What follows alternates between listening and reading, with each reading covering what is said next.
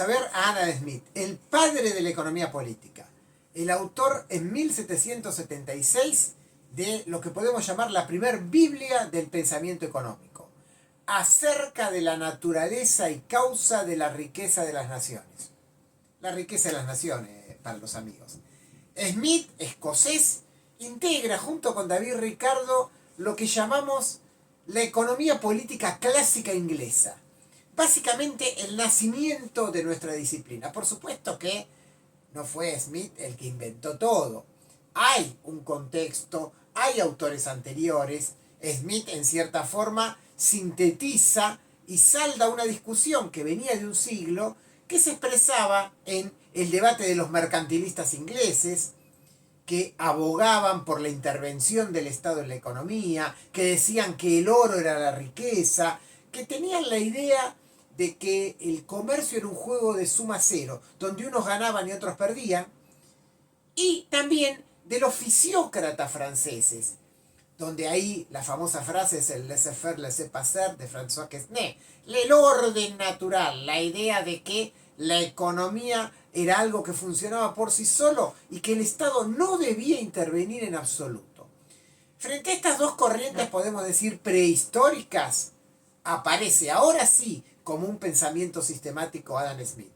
Obviamente Adam Smith va a estar mucho más cerca del pensamiento fisiócrata y por lo tanto en ese debate previo, podemos decirlo así, ganó el pensamiento liberal. Y sí, Adam Smith integra esa corriente liberal que allá por el siglo XVIII fue en cierta forma punta de lanza en las peleas contra el antiguo régimen. Recordemos, estamos hablando del último cuarto del siglo XVIII, estamos hablando de las épocas de la independencia de los Estados Unidos, de la Revolución Francesa, estamos hablando de autores contemporáneos a Smith como David Hume, también como el escocés, contemporáneo y amigo de Smith, otros más conocidos como Voltaire, como Rousseau. O sea, Smith en última instancia integra esa generación de autores liberales progresistas que hicieron avanzar a la burguesía en su pelea con el antiguo régimen. Esto nos coloca entonces en este contexto ya en un punto importante.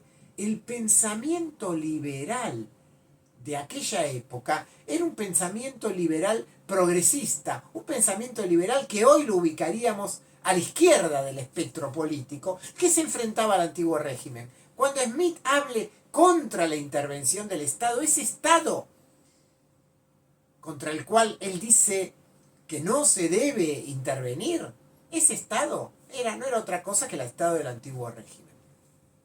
Por supuesto, si Smith es el padre de la economía política y el que crea la disciplina, cuando él nació, esta no existía como tal. ¿Quién era Adam Smith? Adam Smith, profesor universitario, académico de las universidades de Glasgow y Edimburgo, era un filósofo moral. ¿Y qué era ser un filósofo moral en 1740, 1750, 1760? Era un profesor de una suma de disciplinas que hoy en su conjunto las llamaríamos las ciencias sociales. O sea, una suma de lo que hoy llamaríamos ciencia política, más sociología, más economía. Justamente, él escribe un par de décadas antes un primer gran libro, Tratado de los Sentimientos Morales, donde él se plantea cómo establecer una relación entre la naturaleza humana y la sociedad. Esta idea de, si se quiere, moral, de cómo debe funcionar la sociedad, de si la sociedad requiere de seres humanos virtuosos para entonces ser virtuosa, la termina saldando en La riqueza de las naciones, planteando que aquello que en definitiva termina disciplinando a la sociedad es el mercado. Pero eso es otra cuestión y lo vamos a ver enseguida.